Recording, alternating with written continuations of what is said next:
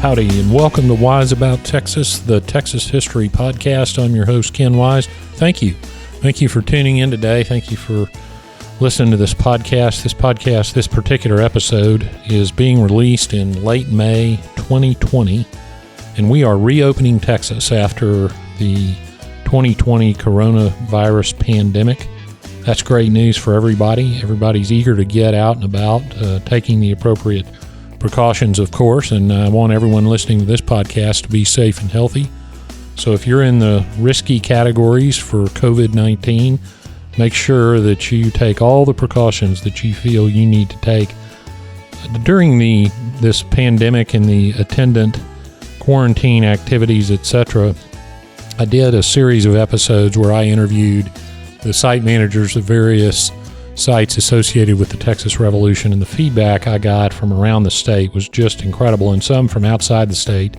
People couldn't wait to get out and visit those sites. Those are all open at this point, so get out if you haven't already and visit some of those sites, especially the ones you haven't been to, and learn a little bit about the Texas Revolution. Well, you might be able to guess this if you thought about it, but I was working on an episode about pandemics in Texas because I think we need to. It's just too obvious we need to do that. There's been a lot of writing recently about it, and people always and should look to history to learn about what to do in unfamiliar situations, and whether pandemics have happened before, and they certainly have. They've happened since the earliest days of Texas, and I continue to work on that. But I got a little sidetracked the other day. I was listening to a podcast called Austin Found, which is a project of Michael Barnes and J.B. Hager in Austin, Texas. And that podcast discusses Austin history topics, and they do a fantastic job. I probably spend more time in Austin than any other city that I don't live in Texas. And so the Austin history is very interesting and important. Michael Barnes does a column for the Austin American-Statesman and produces an excellent newsletter you can sign up for free called Think Texas. I encourage you to do that. I get it every week, and it's really interesting. Always some good articles from around the state. Well, the other day I was listening to this podcast, and I heard an episode that mentioned the very sad news that the original Threadgill's restaurant and club in Austin was closing. So I thought you, dear listener, needed to know about Kenneth Threadgill.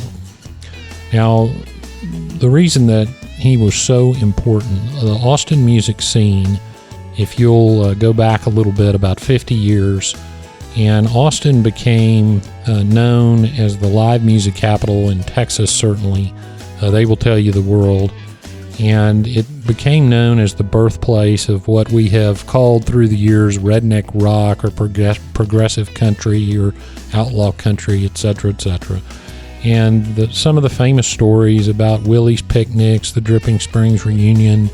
One of my favorite stories is Willie playing the Armadillo World headquarters in 1970, looking around and noticing that they had cowboys and rednecks and hippies all together enjoying the music, and him calling Waylon Jennings and said, "Man, you got to get down here and check this out." And the Willie and Waylon phenomenon starts, etc., etc.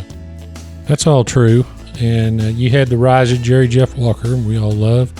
A little lesser known phenomenon is one guy that was hanging around Austin a lot during this time was Jimmy Buffett, and he actually wrote his famous Margaritaville while he was in Austin. But before Willie or Waylon or any of it, there was Kenneth Threadgill. Kenneth Threadgill was called by some the father of Austin country music, which is a pretty significant title. So let's go back to when Austin was actually weird and get wise about Texas.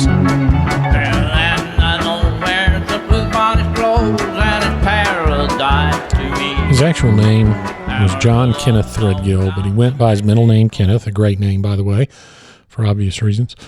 Born in 1909 in Peniel, Texas, which is now part of the town of Greenville, northeast of Dallas. Kenneth Threadgill grew up in Beaumont and Austin. He went to Austin High School. He idolized Jimmie Rogers and would imitate Jimmie Rogers is famous yodeling. He later got to know Jimmie Rogers a little bit, which I'm sure was a thrill. And Threadgill was an entrepreneur. He started in 1933. He started working at a gas station located at 6416 North Lamar in Austin. He decided to buy the place. And he now there's some writing that says that Threadgill was a bootlegger during Prohibition. I couldn't independently verify that, but hey, makes a good story, and he probably was. Bootlegging in Austin during Prohibition was a huge industry. The cedar choppers west of town would make whiskey, and that's a whole nother podcast episode. So it makes sense that Threadgill might have been involved in a little bit of that. But he decided to buy this gas station, and he was in line for the very first beer license the day Prohibition ended. So he opened up this place and called it Threadgill's Tavern, and he still sold gasoline, but he also sold food and beer. Well, during World War II, he closed the place. He was a welder by trade, and he welded for the war effort, but he never gave up his music. He was a musician, and he had like I said, particular fondness for the old country and Jimmie Rogers and the yodeling. And he kept playing around Austin. Even though his place was closed, he would still play music around. And there's a real cool story from Threadgill's life about a place called the Dessau Dance Hall, Dessau. I don't know if I'm pronouncing it correctly. Folks in Austin tend to pronounce things their own way, as they do in Houston too. So I'm going to call it the Dessau Dance Hall. It was one of those old German dance halls. There are dozens and hundreds around the state. It was built in 1876, burned in the 40s, rebuilt with a unique feature. There's a big pecan tree in the middle of the dance floor that went up through the roof. It was a very popular place, the Dessau Hall. Lots of famous people played there. Bob Wills played there. Patsy Cline played there. Even Elvis Presley played the Dessau Hall. Well, one night, Hank Williams was coming through, and he was running a little bit late. So Threadgill got up and sang some Hank songs to warm up the crowd. Well, the story is that Hank walked in while Threadgill was singing his famous Lovesick Blues and got a kick out of it, and that he and Threadgill got to be friends. Another good Threadgill story is, this is a little trivia. He was on the bill at Willie Nelson's first 4th of July picnic. Now, Willie had a festival in 1972, and he called it the Dripping Springs Reunion. So that was not technically the 4th of July picnic, but he later threw the first of what became legendary 4th of July picnics. And on the bill for this first picnic were such people as Chris Christopherson, Tom T. Hall, Leon Russell, Ray Price, Ernest Tubb, Doug Somm, bunch of others. One band that played was called the Nightcrawlers and had a young guitarist named Stevie Ray Vaughan. Well, another guy on the bill was Kenneth Threadgill, so that's some pretty heady company and shows you how important Threadgill was as a musician. So let me mention a little bit about Threadgill's in the 60s, which is really the heyday, and what he created there. One thing he figured out was that there was a gold mine in Austin, and that was called the University of Texas, so he catered to the college kids. One of the funny stories that I dug up was the night after Bob Wills died, Threadgill was on stage. Now, he would play at his place from time to time. He was on stage, and he asked for a moment of silence and played San Antonio Rose after that moment of silence in tribute to Bob Wills. And there was a reporter there, and he interviewed a UT student in the crowd, and this is what that student said. Quote, "I never thought much of Bob Wills, but if Mr. Threadgill thinks so much of him, he must be pretty good. Mr. Threadgill generally knows who's good and who isn't." Well, I guess Bob Wills is pretty good, and I guess Mr. Threadgill knew that. So there's no telling what that story shows you. There's no telling how many people were influenced for the better and musical tastes expanded for the better by Kenneth Threadgill. And what he would do is he would run these Wednesday night, he called them hootenanies, and it was basically, we call them an open mic today. And in one interview, Threadgill said, well, we just had nail kegs and whiskey kegs, and we'd sit around on these kegs with a little microphone that we'd pass around, and he'd let anybody play and sing if you had the guts to do it. And so one guy, as a matter of fact, that hung out at Threadgill's was named Bill Malone, and as a student, he wrote a dissertation in history, and his dissertation was published and became a very famous book called Country Music USA, and he got to be a recognized country music historian. In fact, if you watch the recent Ken Burns documentary, an excellent several-part documentary on the history of country music, Bill Malone is interviewed quite a bit during that documentary. Well, he would hang out at Threadgill's back then, so that just shows you how important a scene it was, and not just for Texas, but for America, and certainly for Austin. But the most famous story to come out of Threadgill's really involves the time that a young female hippie singer from Port Arthur came into the club. And we didn't know it at the time, but she was on her way to superstardom.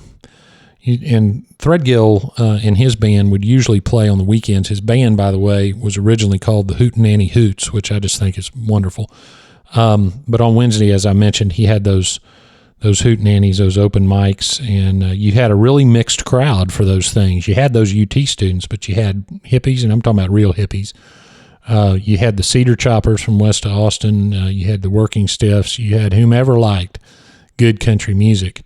And then every now and then a yodel or two from Kenneth Threadgill himself. Well, one night, a young hippie girl came in and sang, and some say that she actually shouted. Singing was a loose term for what she was doing. But she sang the classic Silver Thread and Golden Needles. But her voice was going to take some getting used to. In fact, there's a legend that Threadgill once gave her 2 free beers if she would not sing. Well, that girl's name was Janis Joplin. She and Threadgill got to be good friends, and such good of friends that, of course, the end of the story is that Joplin went on to San Francisco and became a superstar. But she and Threadgill maintained their relationship, and in 1970 they were throwing a big birthday party for Kenneth Threadgill's called the KT Jubilee, and Janis canceled a big gig to fly all the way from Hawaii to Austin just to be present and sing for Kenneth Threadgill.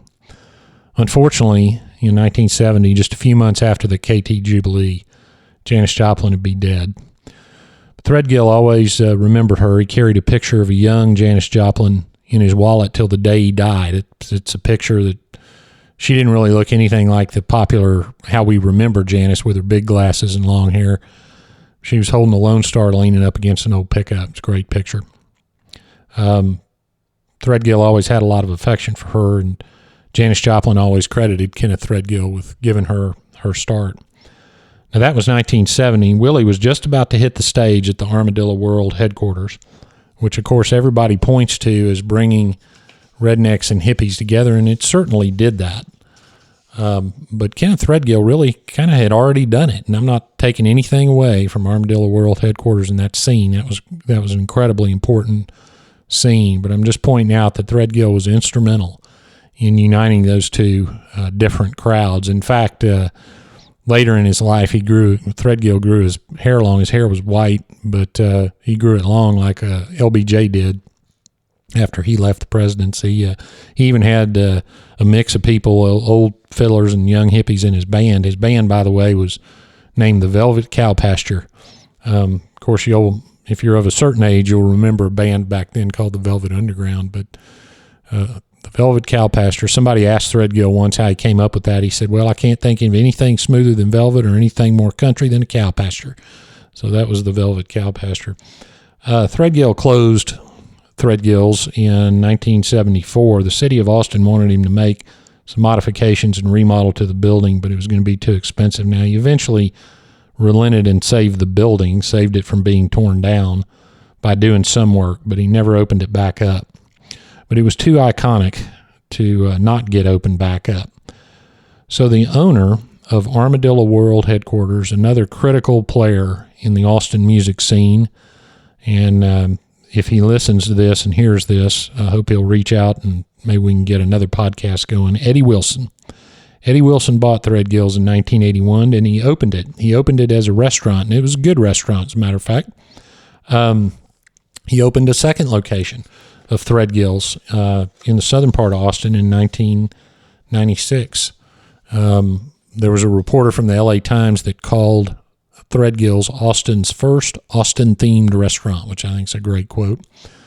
But Threadgill was still singing, even though he was out of the business. In fact, in 1980, his buddy Willie Nelson got him involved in the movie Honeysuckle Rose. Honeysuckle Rose was a movie starring Willie, basically about Willie. And it was written by Bill Whitliff, rest his soul. Whitliff also wrote the screenplay for Lonesome Dove. Perhaps you've heard of that. And there's a family reunion scene in that movie where Kenneth Threadgill sings. So go watch Honeysuckle Rose, and you can see him singing Coming Back to Texas. He also had a very small bit part in the movie Best Little Whorehouse in Texas. Well, Kenneth Threadgill died in 1987. You know, musicians need one very important thing to further their careers, and that's a place to play. And for many years, Kenneth Threadgill gave them that place to play. He gave Austin a place to hear musicians, not just Janis Joplin, but countless others that got the opportunity to play, to listen, to be influenced, maybe to be inspired. And Austin was better for it. And I'll say this, in my judgment, without Kenneth Threadgill, the Austin music scene would never have become what it became. He was that important to its development. For a great many years, the two Threadgill restaurants and Eddie Wilson kept his legacy in front of the public's mind, which was very important. Unfortunately, the southern Austin location had to close because Austin's property taxes got out of hand. And after this recent government lockdown in 2020, owner Eddie Wilson announced that the original Threadgills would close permanently too. A sad, a tragic event, and a tragic end for another piece of Austin's soul. But we'll always remember Kenneth Threadgill and the days when Austin was weird. Well, now we come to that segment I call Getting There. I'll tell you how you can see a couple of the places. The first thing I'm going to do is a little bit off. I'm going to tell you to go online. Go online to threadgills.com, and the store there is still open. You can get a T-shirt. You can get Eddie Wilson's memoir about the Armadillo World headquarters and his career and his in the Austin music scene, which is very interesting. And you can get a little memento. Unfortunately, you can't visit Threadgills. You could drive by and take a picture at 6416 North Lamar, and you know what? I think I will do exactly that. I read somewhere, and I didn't verify this before I turned on this microphone, but that Eddie is going to auction off some of the stuff out of Threadgills sometime this summer, so stay tuned for that. I know I will. I'll be there to bid on some of that. It's really important to Texas and the music scene. Dessau Hall was at 13422 Dessau Road in Austin, and it's not there anymore, but that's where it was located. If you want to drive by that address, you'll see at least the land where a lot of important people played. Kenneth Threadgill is buried in the Oakwood Cemetery Annex in Austin. The Oakwood Cemetery is at 1601 Canal Road.